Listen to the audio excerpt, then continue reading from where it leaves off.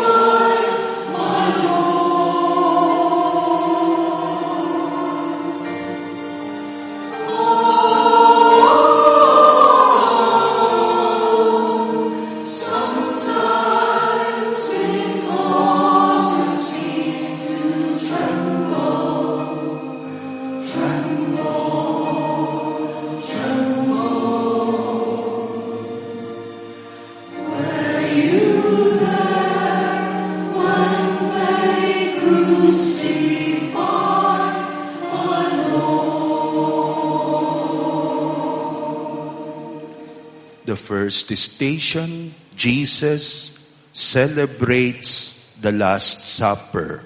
We adore you, O Christ, and we bless you. Because by your holy cross you have redeemed the world. A reading from the Gospel of Matthew, chapter 26, verses 17 to 35. On the first day of the Feast of Unleavened Bread, the disciples approached Jesus and said, "Where do you want us to prepare for you to eat the Passover?" He said, "Go into the city to a certain man and tell him, 'The teacher says, my appointed time draws near. In your house I shall celebrate the Passover with my disciples.'" The disciples then did as Jesus had ordered and prepared the Passover. While they were eating, Jesus took bread, said a blessing, broke it, and giving it to his disciples, said, "Take and eat. This is my body." Then he took a cup, gave thanks, and gave it to them, saying, "Drink from it, all of you, for this is my blood of the covenant, which will be shed on behalf of many for the forgiveness of sins. I tell you, from now on I shall not drink this fruit of the vine until the day when I drink it with you anew in the kingdom of my Father." Then, after singing a hymn, they went out to the Mount of Olives. Let us be seated.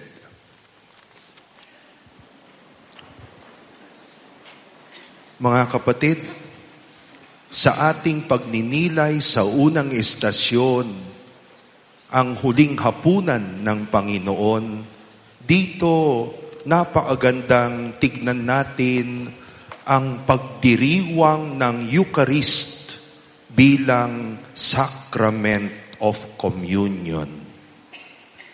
Ang huling hapunan ni Jesus ay isang Passover. At yung Passover, ito po ay isang selebrasyon ng community ng mga Hudyo nung sila po'y umalis matapos ang 420 years na pagkaalipin sa Egypt. Passover was a meal of communion of the 12 tribes of Israel getting out of Egypt.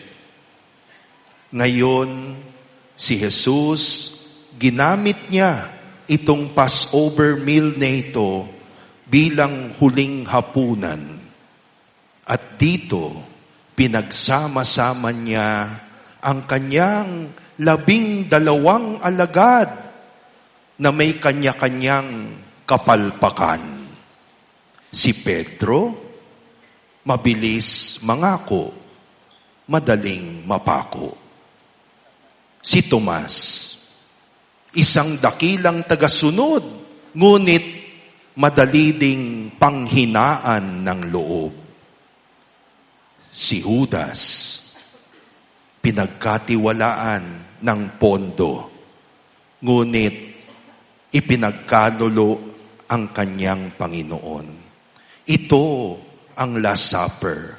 Ito ang unang selebrasyon ng Eucharist. Magkakaiba, may kanya-kanyang kapalpakan, may kanya-kanyang din namang kagandahan, pinag-isa sa iisang hapag, iisang tinapay, iisang inumin, isang commandment of love, isang paghuhugas ng paa. Ang ating mga selebrasyon ng Eucharist sa ating mga parokya at mga simbahan, dapat ganito rin. Pagtitipon ng magkakapatid, ngunit magkakapatid na mayroon din namang kaibahan at pagkakaiba. Tanong, yan ba ang uri ng Eucharist sa ating parokya, sa ating community, o yung iba may sariling misa, Misa lang ito ng CWL. Misa lang ito ng Legion of Mary. Kanya-kanya.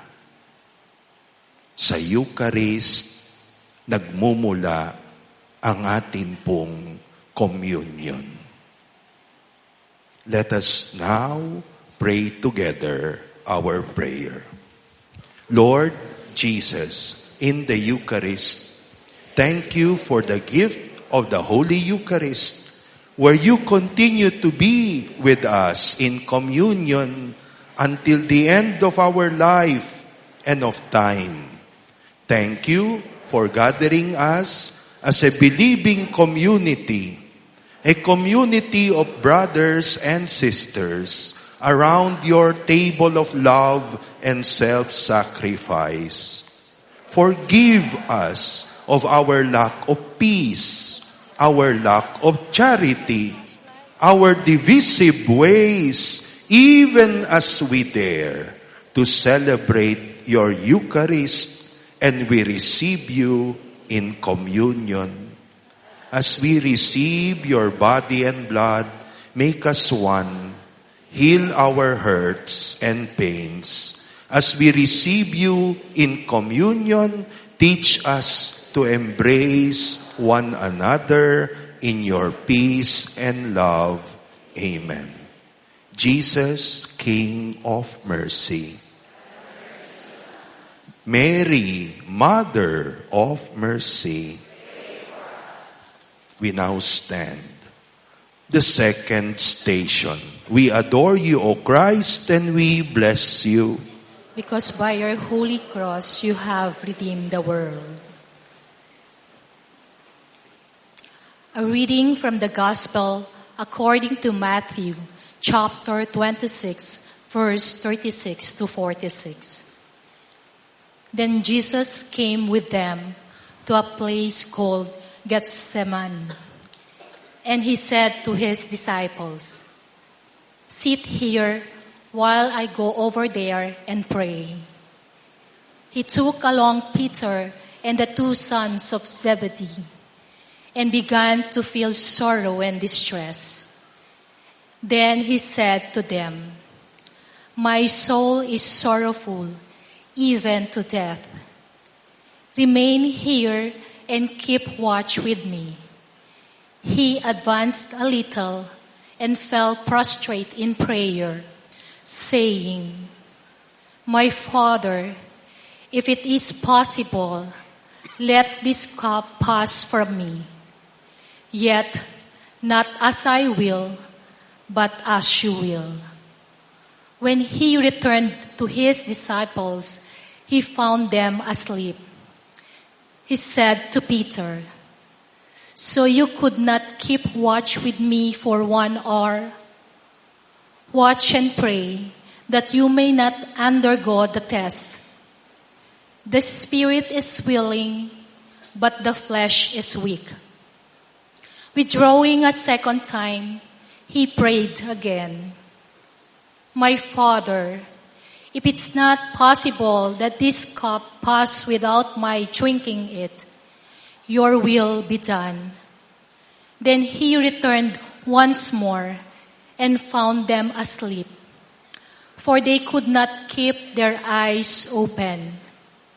He left them and withdrew again and prayed a third time, saying the same thing again. Then he returned to his disciples and said to them, "Are you still sleeping and taking your rest? Behold, the hour is at hand when the Son of Man is to be handed over to sinners. Get up, let us go. Look, my betrayer is at hand." Let us be seated.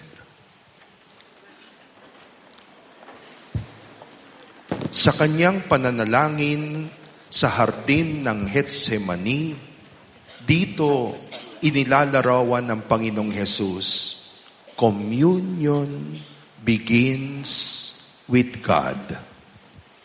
Napaka-imposible ho na sa gitna ng iba't ibang katauhan, iba't ibang personalidad, pwede nating gawing magkaisa kung ito ay human effort lamang. Napakahirap makisama.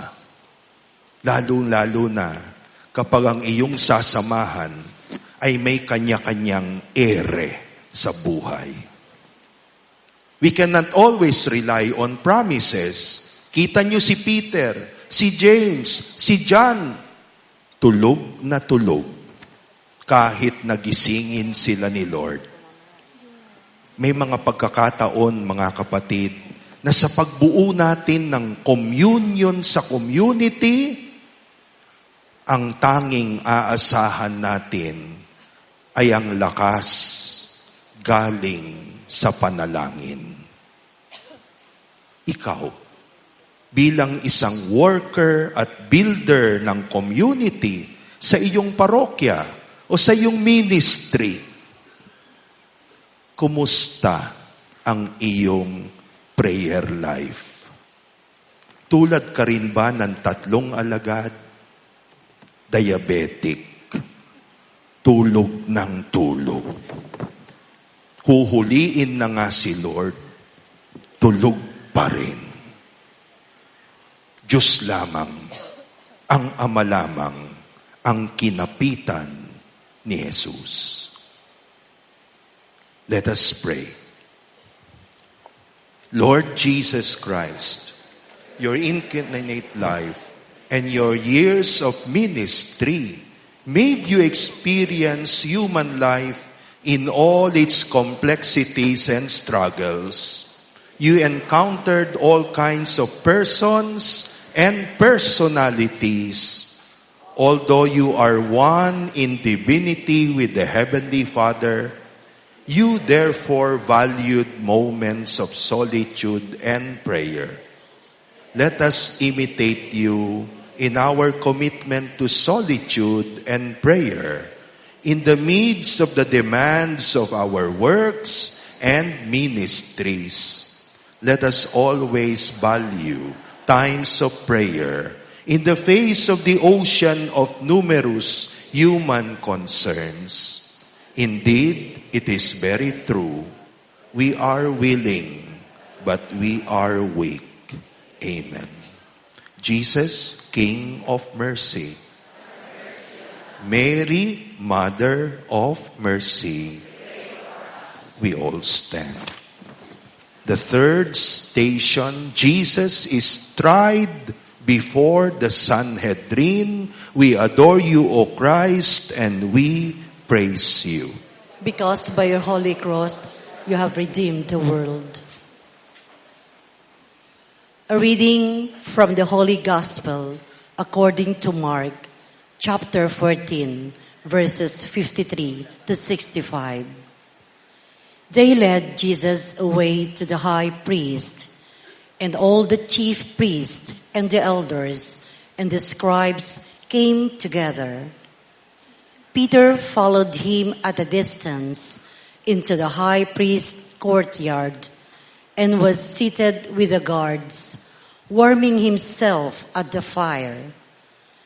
The chief priests and the entire Sanhedrin kept trying to obtain testimony against Jesus in order to put him to death, but they found none.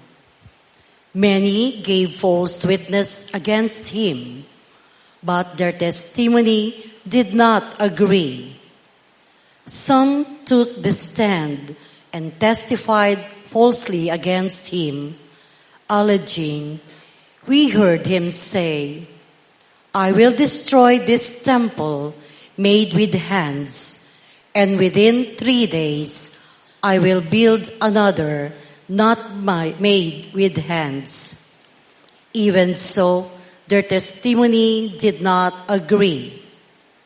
The high priest rose before the assembly and questioned Jesus, saying, 'Have you no answer? What are these men testifying against you?'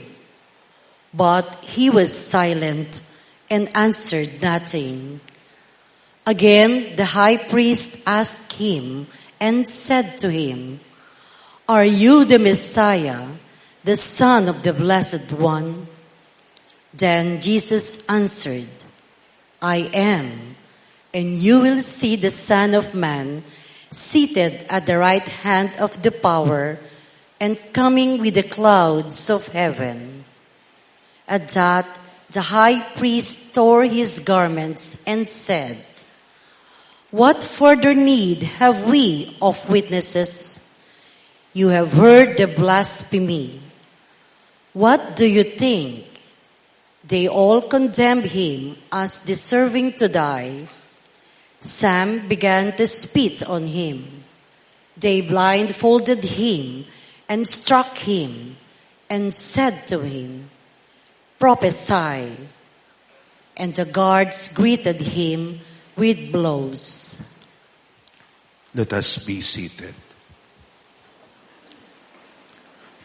Brothers and sisters, sa ikatlong estasyong ito, iniharap si Jesus sa punong pari at ang konseho ng Sanhedrin. Ito isang napakagandang moment upang pagnilayan ang communion at humility. Sa gitna ng maraming tao,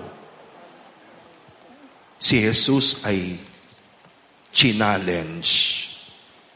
Nais nilang siya'y magpakitang gilas. Yun ang alam ng tao. Gilas. Angas. Power. Power play. Power display. Napakadali sana upang gawin yun ni Jesus sapagkat siya'y anak ng Diyos. Siya'y Diyos. Sabi nga natin, linggo-linggo, God from God, light from light, true God from true God, consubstantial with the Father. Pero, hindi sila pinatulan ni Jesus. Nanatili siyang mababang loob at nanatili siyang tahimik. Diba? Kung community leader ka, kung leader ka ng ministry, leader ka ng community, napakalaking temptation na ipakitang ako ang leader. Ako ang masusunod. Ako ang may huling salita.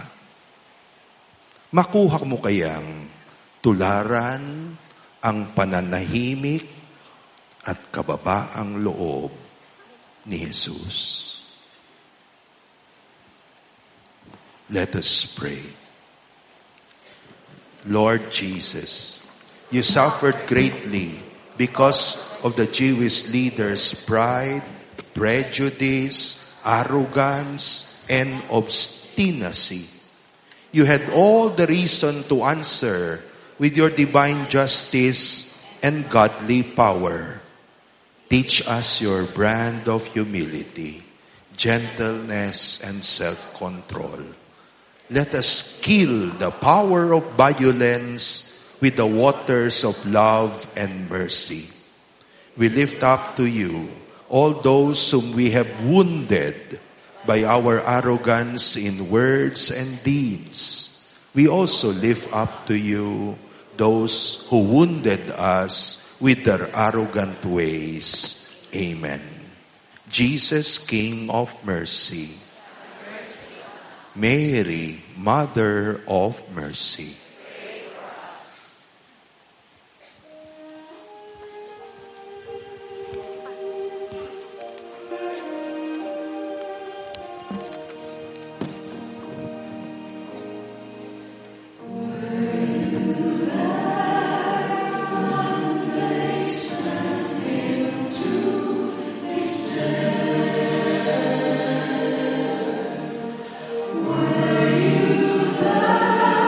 Were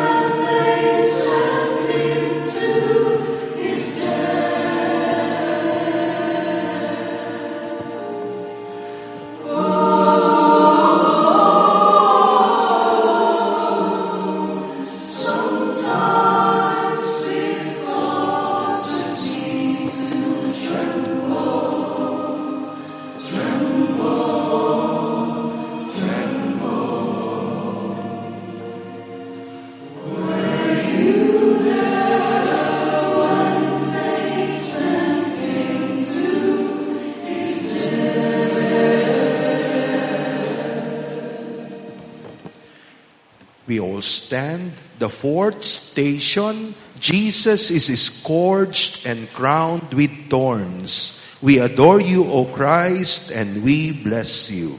Because by your holy cross you have redeemed the world.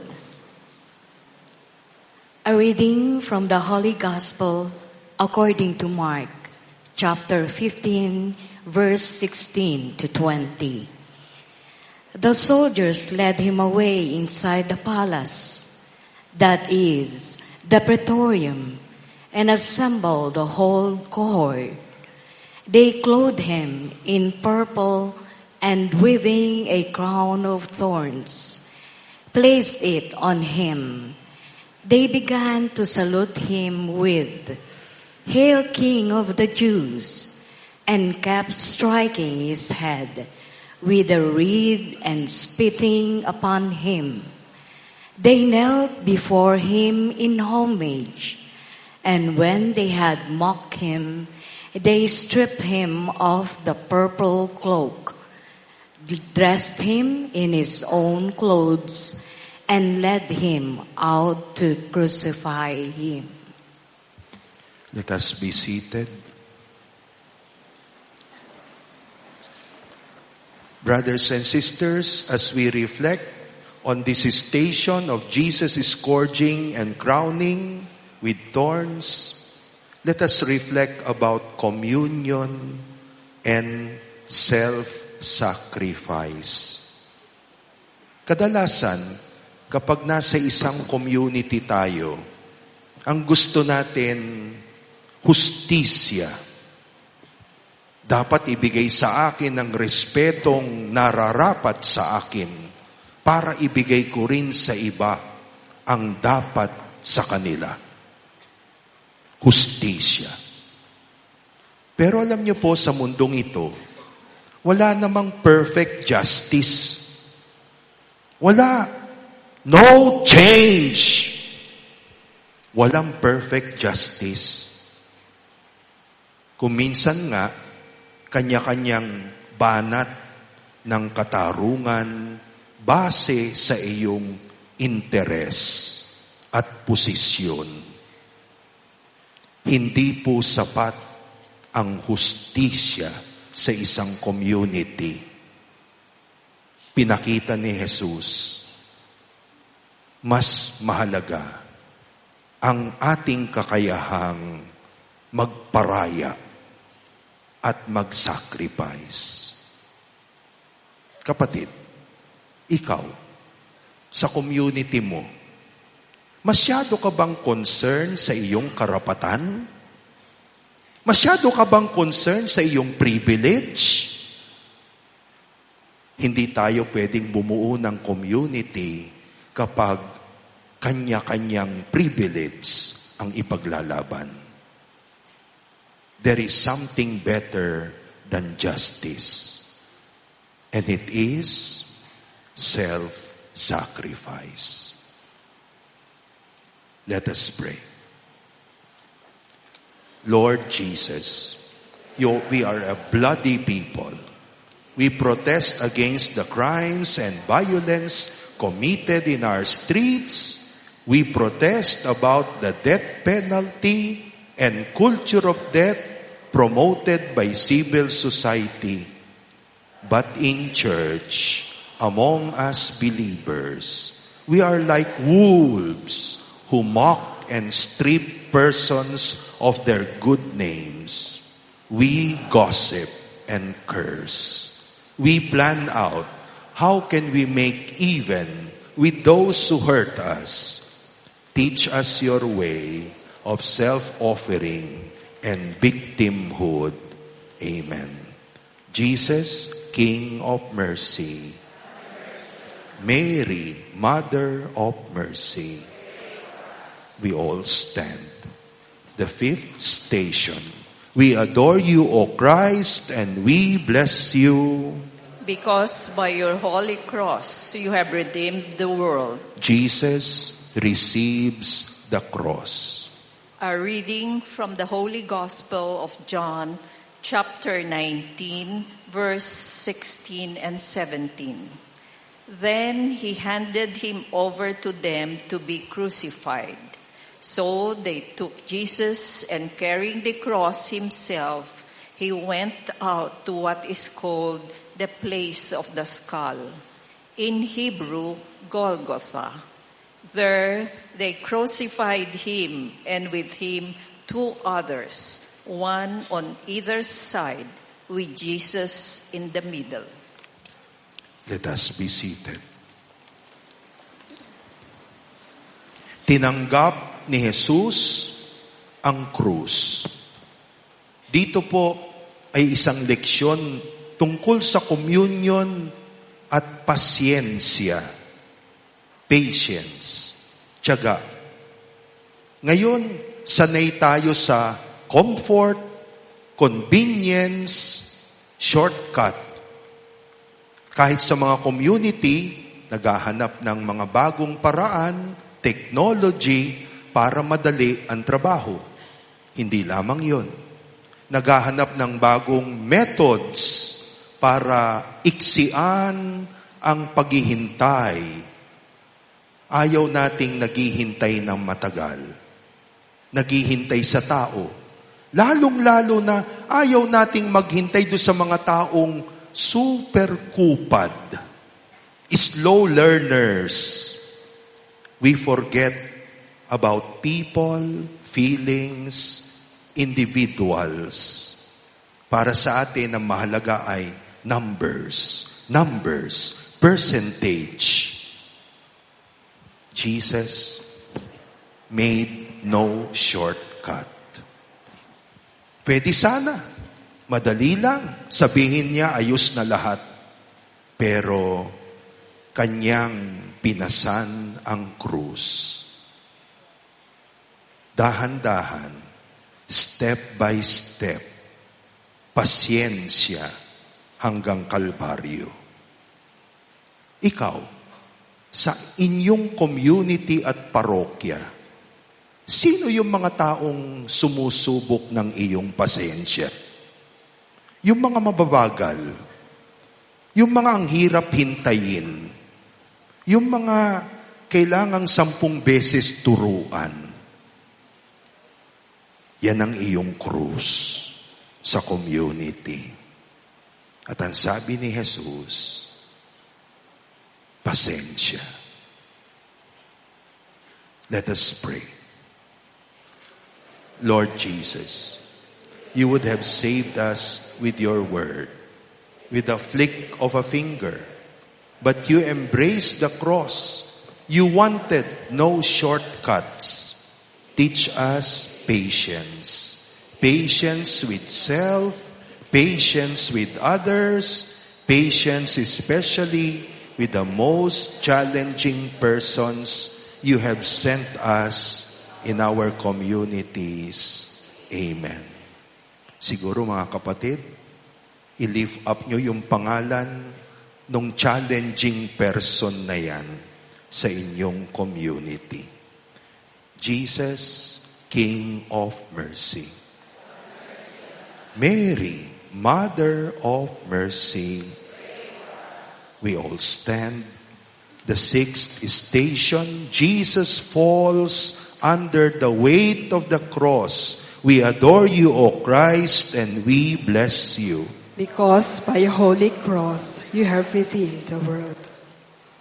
A reading from the letter of St. Paul to the Philippians, chapter 2, verse 6 to 11. Jesus, though he was in the form of God, did not regard equality with God something to be grasped. Rather, he emptied himself, taking the form of a slave, coming in human likeness, and found human in appearance, he humbled himself, becoming obedient to death, even death on a cross. Because of this, God greatly exalted him and bestowed on him the name that is above every name, that at the name of Jesus, every knee should bend, of those in heaven and on earth and under the earth, and every tongue confess that Jesus is Lord, to the glory of God the Father. Let us be seated. Jesus falls under the weight of the cross. Communion is oneness in strength and in weakness. Kadalasan sa isang community, ang hinahanap natin ay yung perfection, yung gifts, yung charism ng bawat isa. Ano ang pwedeng ibigay at iambag ng bawat isa sa community? Ano yung gift niya? Ano yung lakas niya? Mga kapatid, si Jesus, bagamat Diyos, ipinakita rin niyang ang tao ay may kahinaan. Bumagsak siya. At sa pamagitan nito, kinakalabit niya tayo. Wala hong perfect community. Wala hong perfect member. Lahat tayo may weakness. At bahagi ng community ang pagkikiisa natin sa kahinaan at struggle ng bawat isa. I'd like you to complete this little sentence. I am a Christian leader, and my weaknesses are. Ano ang weaknesses mo? Can you admit that before the Lord?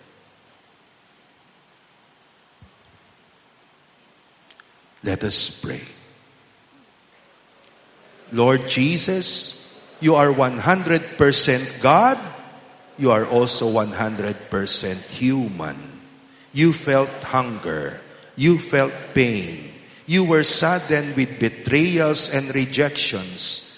You fell asleep on Peter's boat after a tiring day of ministry. You were thirsty and you asked the Samaritan woman for a drink. Your human powers had their ebb under the weight of the cross. Thank you for telling us. It is all right to be weak. We are not supermen or superwomen. And therefore, in our weakness, we need God and we need one another in community. Amen. Jesus, King of mercy. Mary, Mother of mercy. We all stand.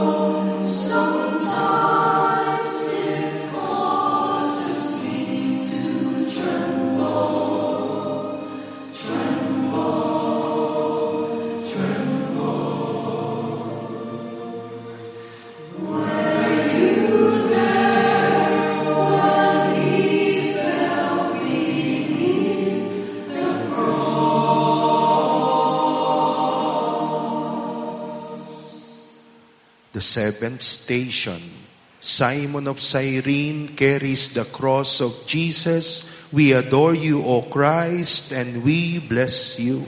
Because by your holy cross you have redeemed the world. A reading from the Holy Gospel according to Mark, chapter 15, verse 21.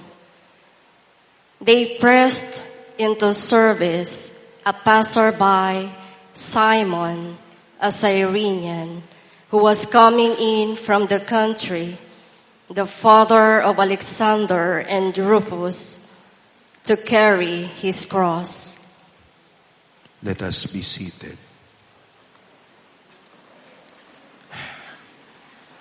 Sa pagpasan ni Simon of Cyrene sa krus ni Kristo, let us reflect about the importance of little acts of kindness in the community. Gaano katagal pinasan ni Simon of Cyrene ang krus? Mula saan hanggang saan? Hindi natin alam. Pero ang sigurado, hindi matagal. Hindi hanggang Kalbaryo. Siguro, tumulong lang siya ng ilang sandali. Pero, sapat na yon. Brothers and sisters, sabi nga ni Saint Therese of Lisieux, small acts done with much love, yun ang mahalaga.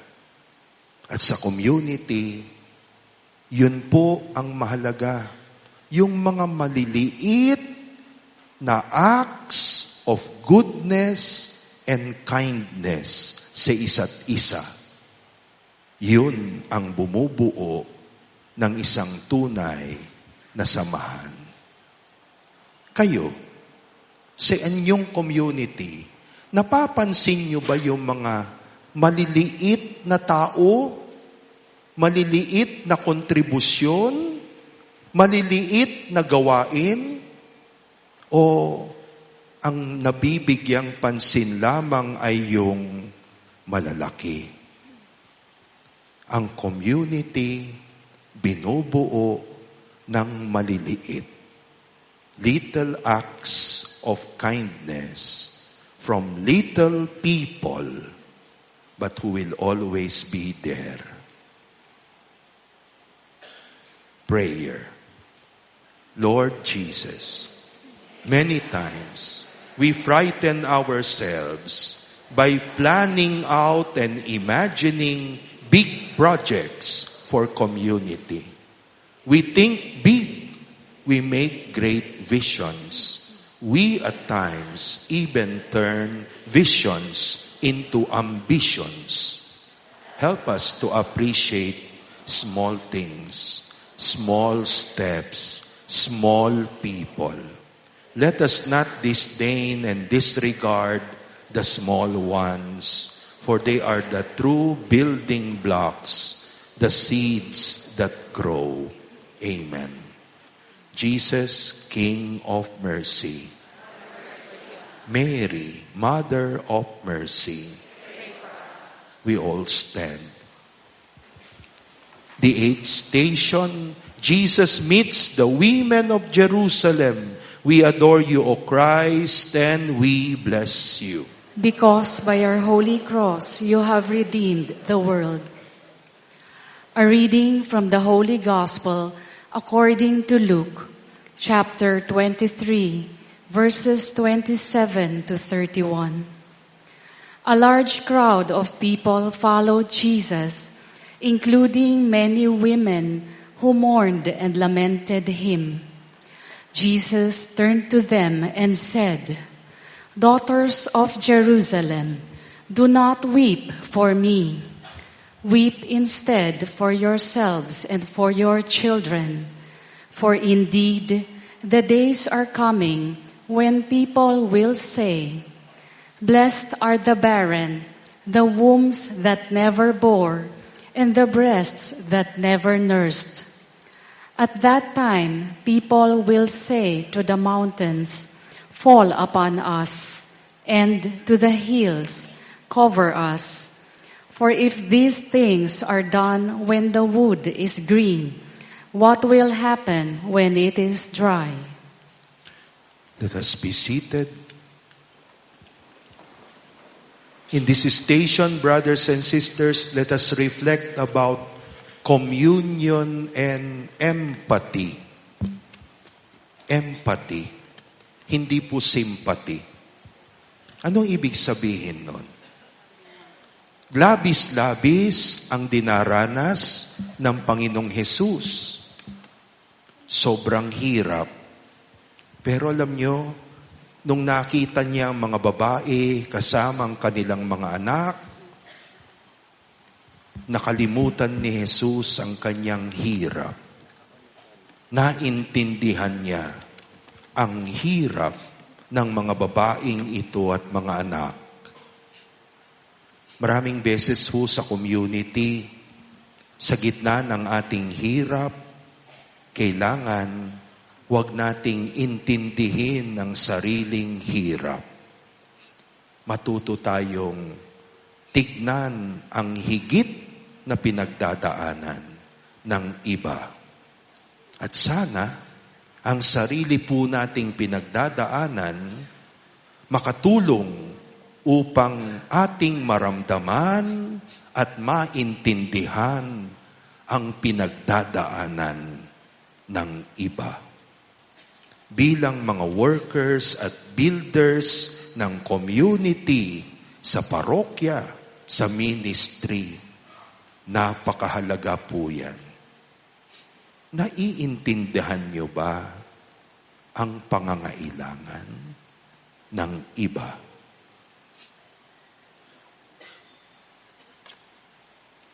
Let us pray. Lord Jesus, it is so easy to reach out and help when we are in a better situation.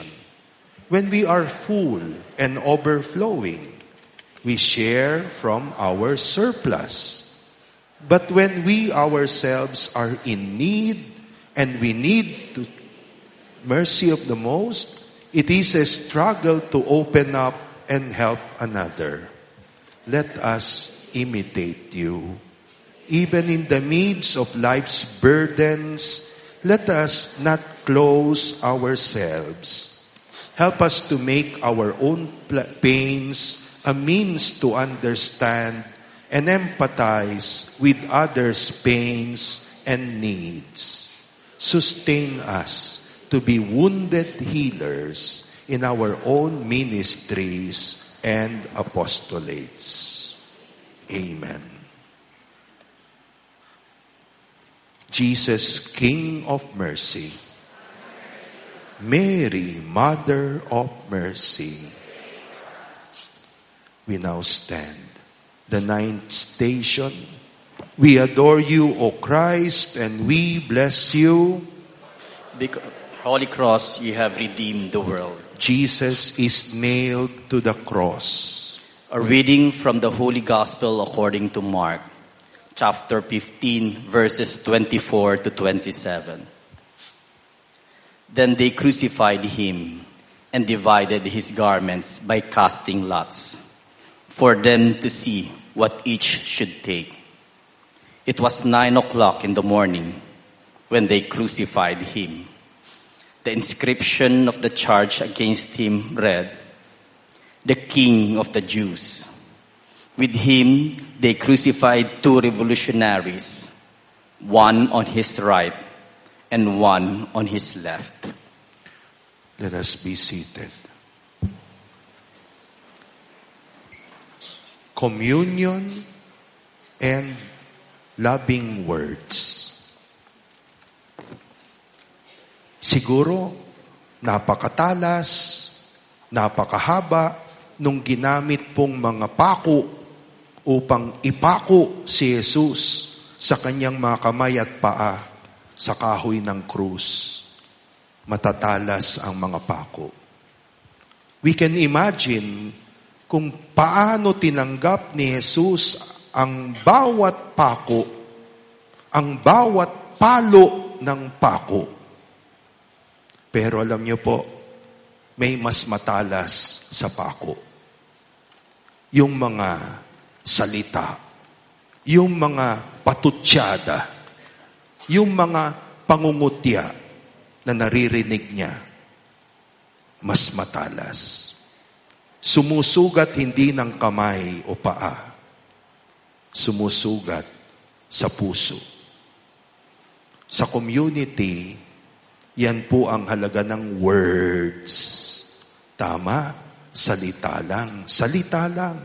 But words can build, and words can also crucify and kill.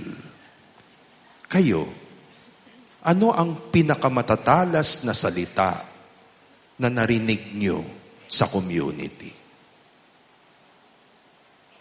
Ano ang pinakamatatalas na salita na sumugat sa inyo, sa iyong ministry?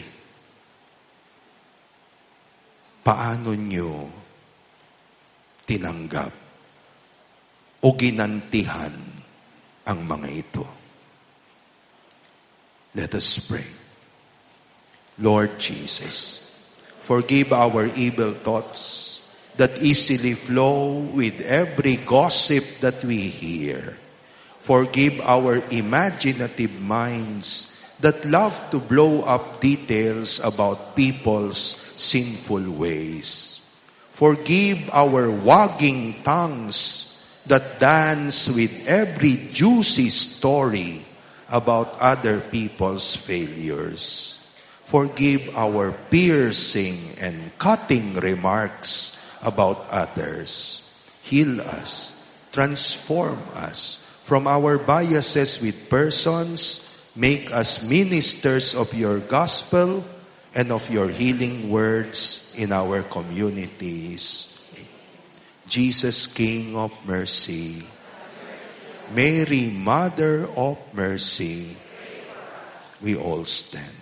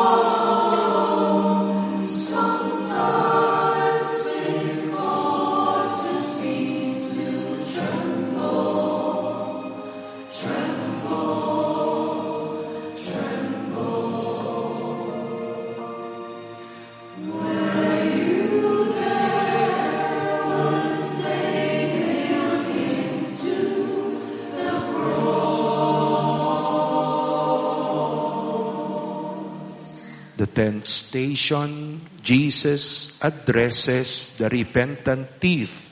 We adore you, O Christ, and we bless you. Because by your holy cross you have redeemed the world.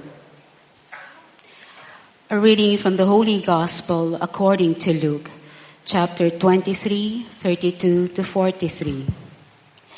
And 2 other criminals were also led away to be executed with him.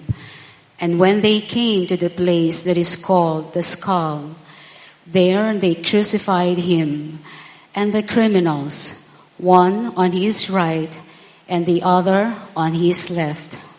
But Jesus said, Father, forgive them, for they do not know what they are doing. And they cast lots to divide his clothes. And the people stood there watching. But the rulers also ridiculed him, saying, He saved others, let him save himself, if this man is the Christ of God, the chosen one. And the soldiers also mocked him, coming up and offering him sour wine, and saying, If you are the King of the Jews, save yourself. And there was also an inscription over him, This is the King of the Jews. And one of the criminals who were hanged there reviled him, saying, Are you not the Christ? Save yourself and us.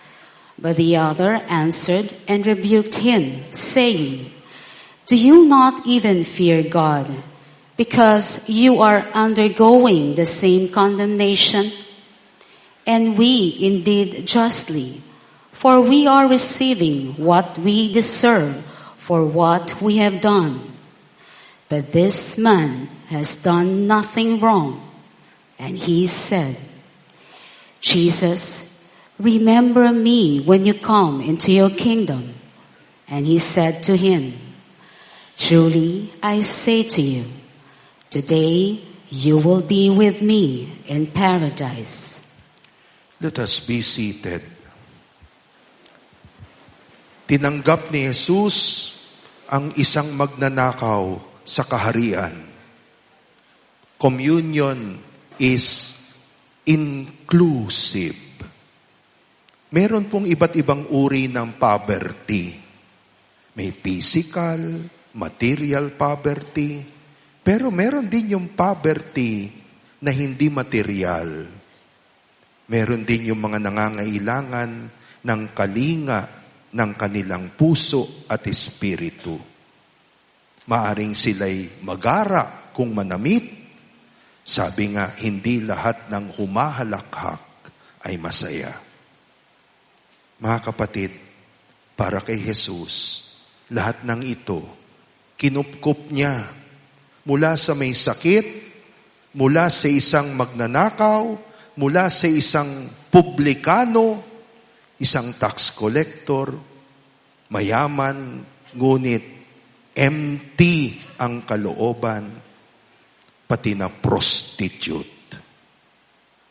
Para kay Jesus, ang community ay hindi para dun sa mga matuwid. Sabi niya, I came not for the righteous, but for the sinners. Ganito rin ba ang ating community? Bukas, lalong-lalo na sa dapat kalingain. Prayer. Lord Jesus, even when your heart was wounded, your heart continued to be open and to expand for us. You are the holy door, the way to the Father's love and mercy. You always have room for another. You never allowed a person's checkered past to be the basis of your judgment. You search the person's heart for his sincerity. Following your heart, may our community overflow with goodwill and mercy and compassion, especially for those who struggle with those who are lost. Amen. Jesus, King of mercy. Mary, Mother of mercy. We all stand. The 11th station, we adore you, O Christ, and we bless you. Because by your holy cross, you have redeemed the world. A reading from the Holy Gospel according to John, chapter 19, verses 25 to 27. Standing by the cross of Jesus were his mother and his mother's sister, Mary, the wife of Clopas, and Mary of Magdala. When Jesus saw his mother and the disciple there whom he loved, he said to his mother, Woman, behold your son. Then he said to the disciple, Behold your mother. And from that hour, the disciple took her into his home. Let us be seated. John took Mary into his home. Communion begins at home. Si Jesus, ang kanyang tahanan ay isang communion. Ang communion ng Ama, Anak, at Espiritu Santo. At nung siya'y namuhay sa mundo, kailangang mabuhay siya sa communion ng isang tahanan, ang tahanan ng Nazaret. Ngayon, sa kanyang huling sandali, inihahabilin niya ang kanyang nanay sa isa na namang tahanan. Ang tahanan ni Juan, ang kanyang disciple. Ito po ang simula ng komunyon. Kaya nga, ang tawag natin sa ating mga bahay dalanginan ay parokya. Galing sa salitang para oikos. At ang oikos, ibig sabihin, tahanan. Para oikos, parokya. Tahanan habang tayo'y naglalakbay patungo sa tunay na tahanan. Feel nyo ba to sa inyong parokya? Feel nyo ba to sa inyong community na kayo'y isang tahanan? Let us pray. Lord Jesus, life is changing fast at home. Everyone is leaving home for some reasons. For work, for schooling, for greener grounds, for friends. Mothers and fathers are many times both out for work. The young and the adolescents are out beginning their own lives with their own circles. Only the infant and the aging are left often at home. Society has deformed our homes. Bring us back where all must begin anew, to family and home. Lord, we traditionally hang an image of your cross in our homes. Lord, bless our homes. Amen. Jesus, King of mercy, Mary, Mother of mercy, we all stand, the 12th station, we adore you, O Christ, and we bless you. Because by your holy cross, you have redeemed the world. Jesus dies on the cross. A reading from the Holy Gospel according to John, chapter 19, verses 28 to 30. After this, aware that everything was now finished, in order that the scripture might be fulfilled, Jesus said, I thirst. There was a vessel filled with common wine. So they put a sponge soaked in wine on a sprig of hyssop and put it up to his mouth. When Jesus had taken the wine, he said, It is finished. And bowing his head, he handed over the Spirit. Let us be seated. Namatay si Jesus. Ganito katindi ang kanyang commitment. At yan po ang kailangan sa community at communion. Commitment.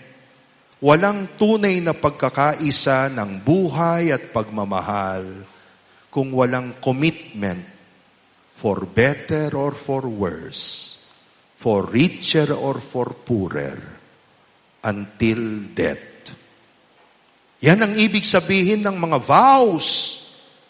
Yan ang dahilan kung bakit may mga communities na covenanted. Commitment. Belongingness must be #forever. Ganyan din ba ang tingin mo sa commitment mo sa community? Let us pray.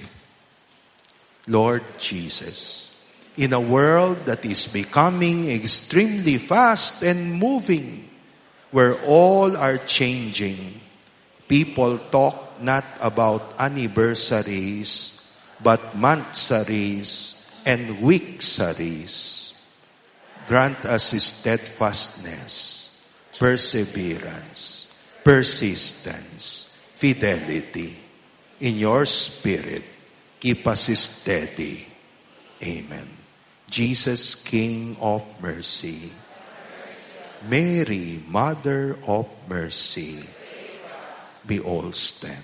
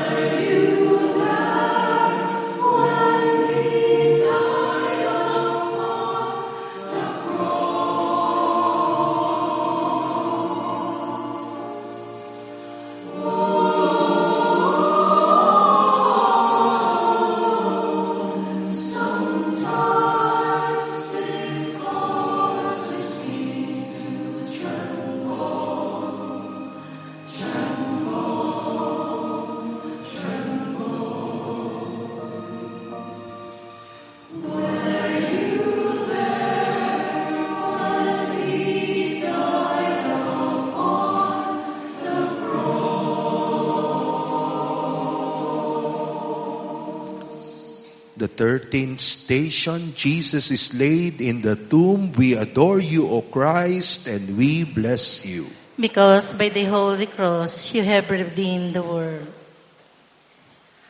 A reading from the Holy Gospel according to John, chapter 19, verses 38 to 42.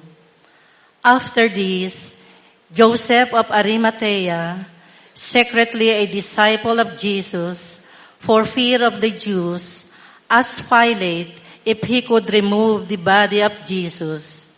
And Pilate permitted it. So he came and took his body. Nicodemus, the one who had first come to him at night, also came, bringing a mixture of myrrh and aloes, weighing about 100 pounds. They took the body of Jesus and bound it with burial cloths along with the spices, according to the Jewish burial custom.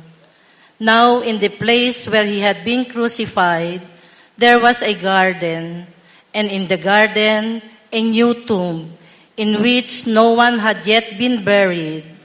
So they laid Jesus there because of the Jewish preparation day, for the tomb was close by. Let us be seated. Jesus is laid in the tomb. Ang paglilibing, nangangahulugan ng tunay na kamatayan. Hindi moro-moro ang ginawang pagbibigay ni Jesus. Ito'y hanggang kamatayan. Total, buong-buo, walang iniwan para sa sarili. Alam niyo po, sa community, yan ang kailangan. Walang iniiwan para sa sarili. Kung minsan, plano mo, salita mo, gawa mo, gastos mo.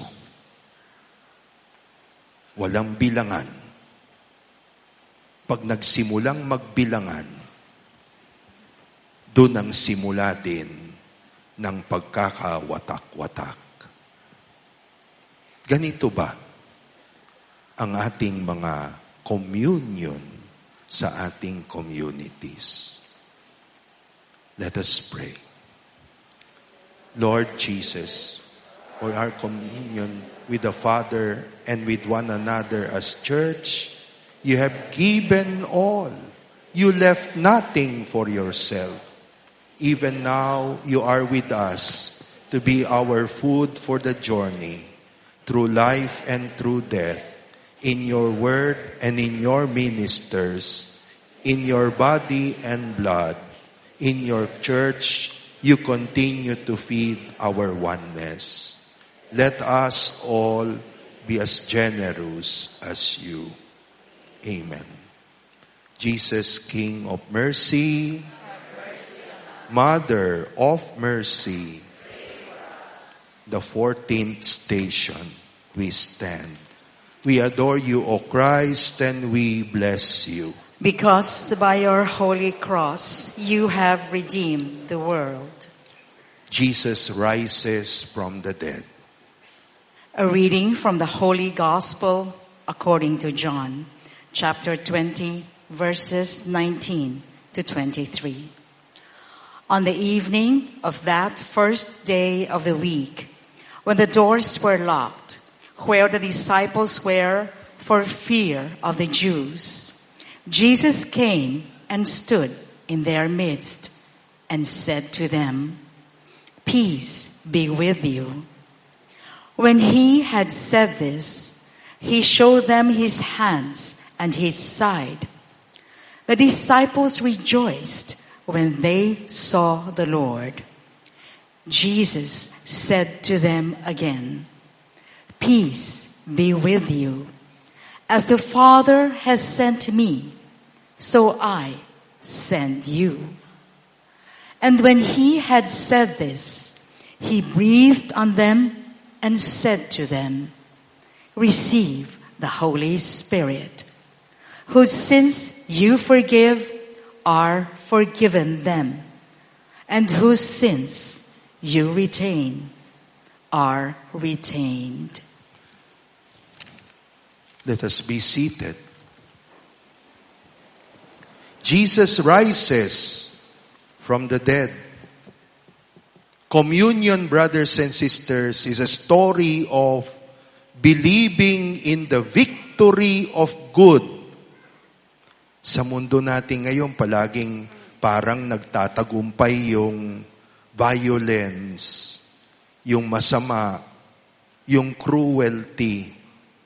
Parang yun ang headline.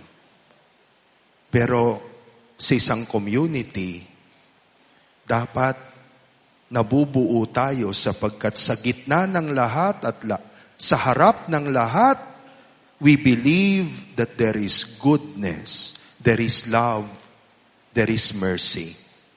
Community is believing that in the end, there is the victory of goodness. Not problems, not difficulties, goodness. Ang inyong community, ganito rin ba ang pag-asa? Malakas ba ang pag-asa sa inyong community? Let us pray. Lord Jesus, you are the resurrection and the life, the eternal good news in a world full of uncertainty, fears, unbelief, despair, gloom, wars, and pessimism, violence and hate. Let us be communities of communion by being untiring sharers of joy and faith and hope and mercy. Make your church strong with the gospel of love and life that is greater than anything in this world. Let us not allow ourselves to be overcome by evil, but let us overcome evil with good. Amen. Jesus, King of mercy, Mary, Mother of mercy, we all stand.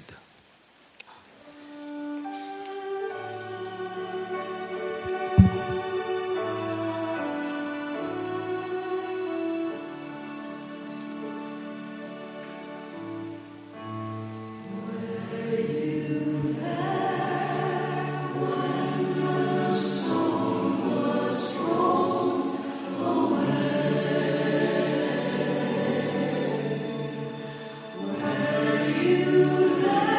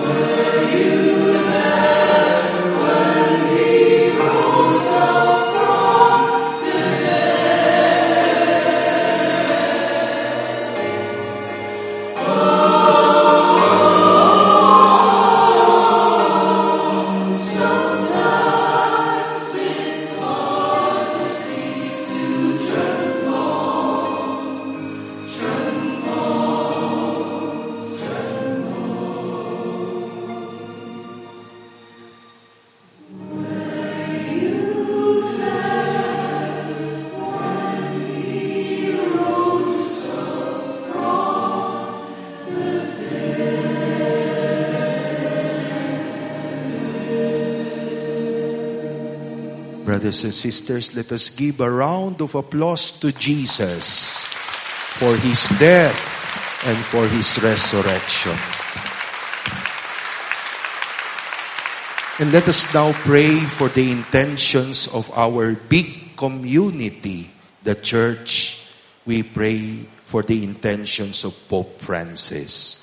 Our Father in heaven, holy be your name. Your kingdom come, your will be done on earth as it is in heaven.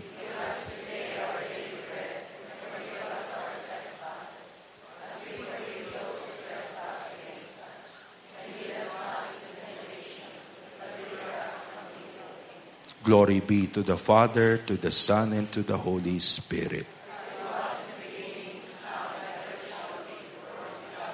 When we entrust all our communities and all our intentions to Mary, the Mother of all of us, and we say, Hail, Holy Queen, Mother of Mercy. Hail our life, our sweetness, and our hope. To you do we cry, poor banished children of Eve. To you do we send up our sighs, mourning and weeping in this valley of tears. Turn then, O most gracious Advocate, your eyes of mercy toward us, and after this our exile, show unto us the blessed fruit of your womb, Jesus. O clement, O loving, O sweet Virgin Mary. Let us now repose the Blessed Sacrament.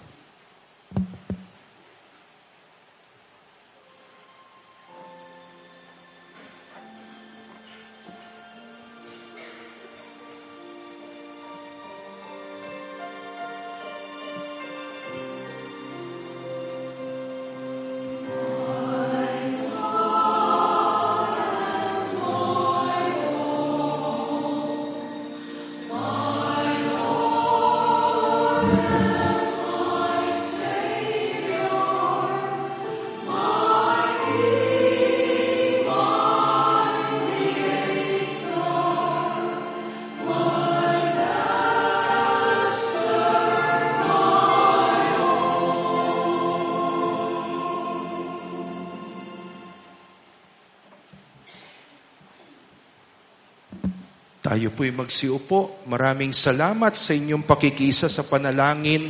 2 bagay lang ho. Unang-una, ang libro ni Bishop Ambu David, Gospel of Mercy, ay available po sa bookstand ng St. Paul's. Yun po yung libro ni Bishop Ambu David, Gospel of Mercy. At yun din po, yung Way of the Cross na aking ginawa noong nakaraang taon, available din po do sa ating St. Paul bookstore na bookstand dyan sa labas. Maraming salamat po.